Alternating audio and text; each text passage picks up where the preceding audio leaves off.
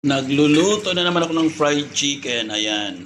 Sana ma-perfect ko na 'to, yung kulay niya. Gusto kasi medyo parang ano, parang mapula, yung parang golden brown,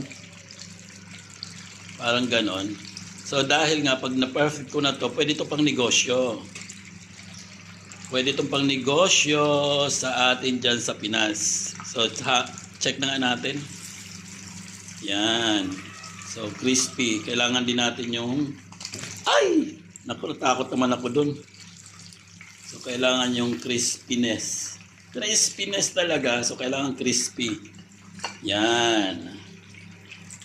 So, medyo ano na, nasa 80% na. Ito paano. Diba? 80% na. Pasok na.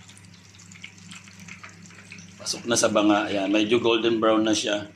Hindi tulad ng dating niluto ko na maitim. O, di ba? Ayan na siya. So ngayon pag naano yan, pag lumamig yan, medyo ano na siya, medyo ang kulay niya may pagka ano na, may parang medyo pula. Yan ang hinahanap ko na texture na medyo pula.